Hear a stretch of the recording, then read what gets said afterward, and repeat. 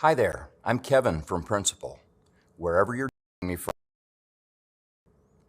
There are many ways to enjoy your time in retirement, and there are many savings options to help you get there. No matter how you choose to save, we're here to help you achieve the retirement you've dreamt of.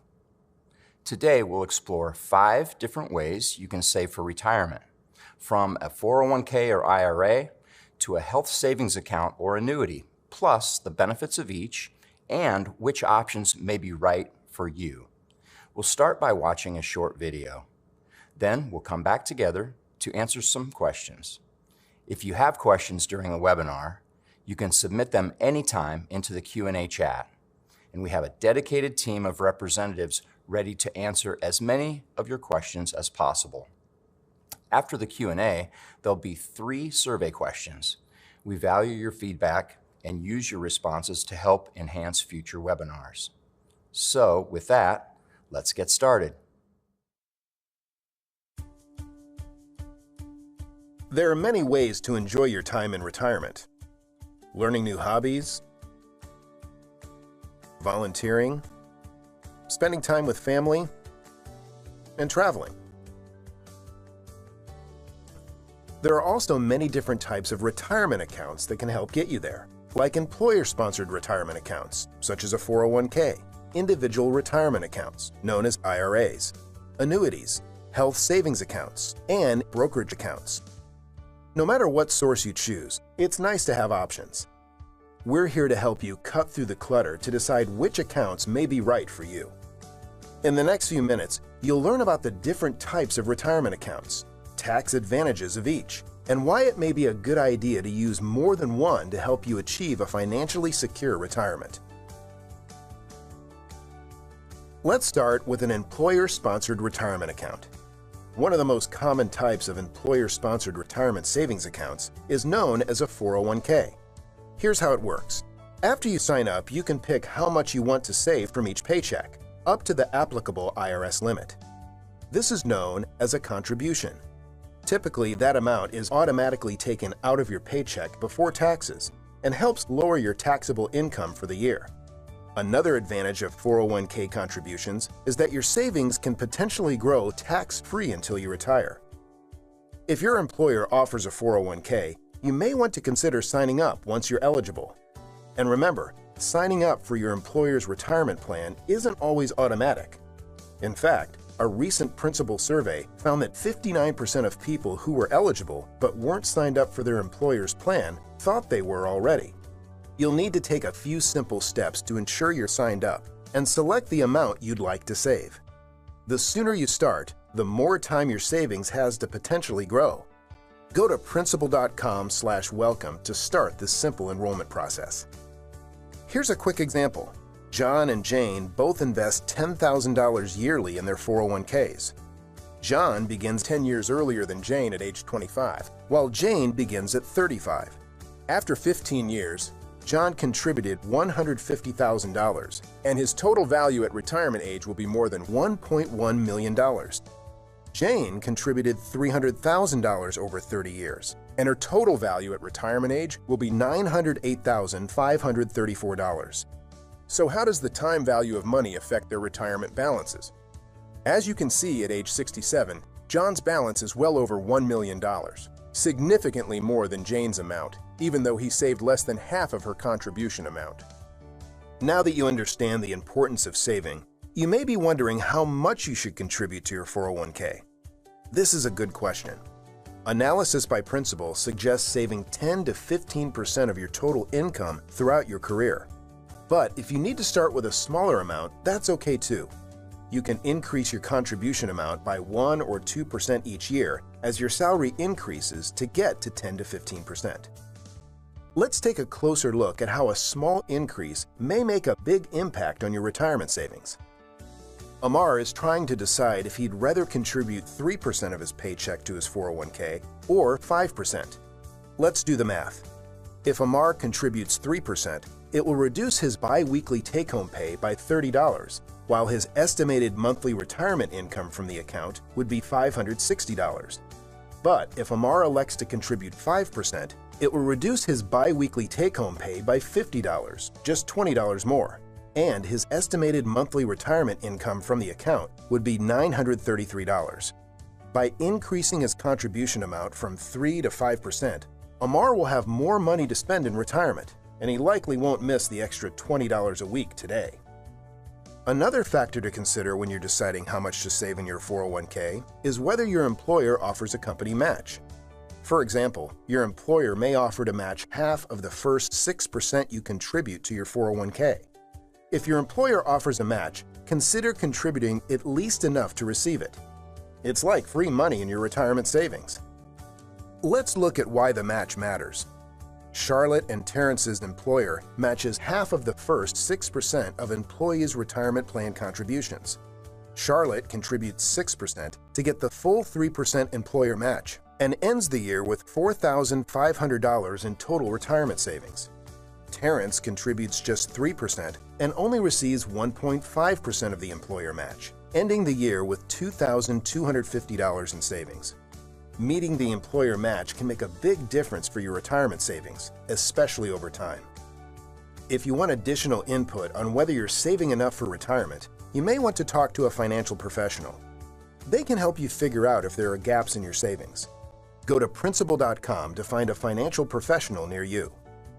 Once you've signed up for your 401k, you can pick an investment mix for your portfolio, or choose the default option selected by your employer, if available on your plan.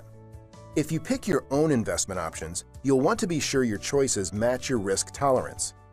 Depending on what your employer has picked for your plan, you might be able to choose from options like pre-built investments based on your age and risk tolerance, managed account services, and build-it-yourself portfolios. Not sure about your comfort level with risk? That's no problem. You can take the quick investor profile quiz and get guidance for investments that align with your long-term goals and your risk tolerance. Visit Principal.com/investor profile quiz to get started. The last tip for your 401k or any retirement account is to check it regularly, but not too often. You'll want to make sure your investment mix is aligned with your goals, but you don't want to make decisions based on short-term dips in the market. Checking in on your account quarterly is a good rule of thumb.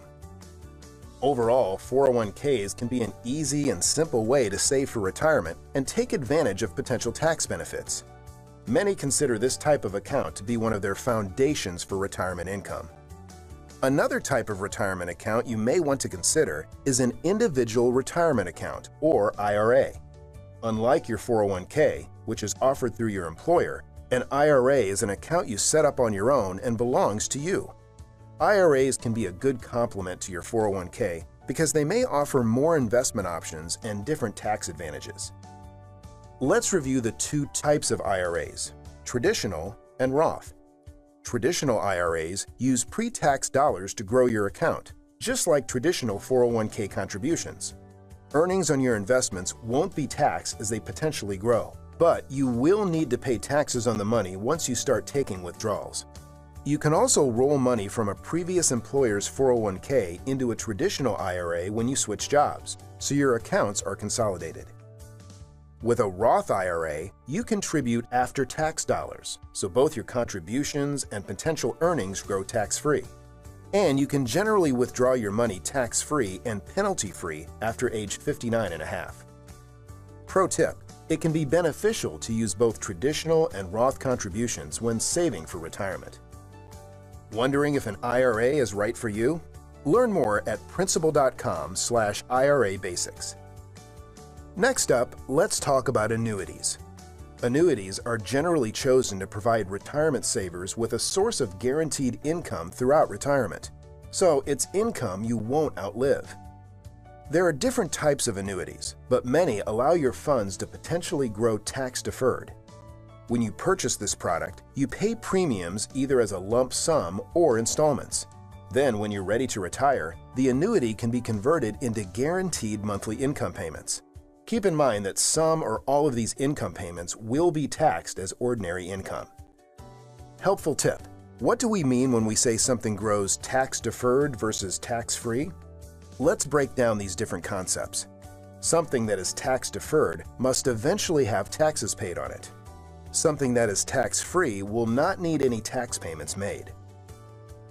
Okay, back to annuities. There are several types of tax-deferred annuities, including variable, fixed, and registered index-linked, or RILAs. Here's a quick look at each. A variable annuity is an insurance contract you purchase as part of a long-term investment strategy.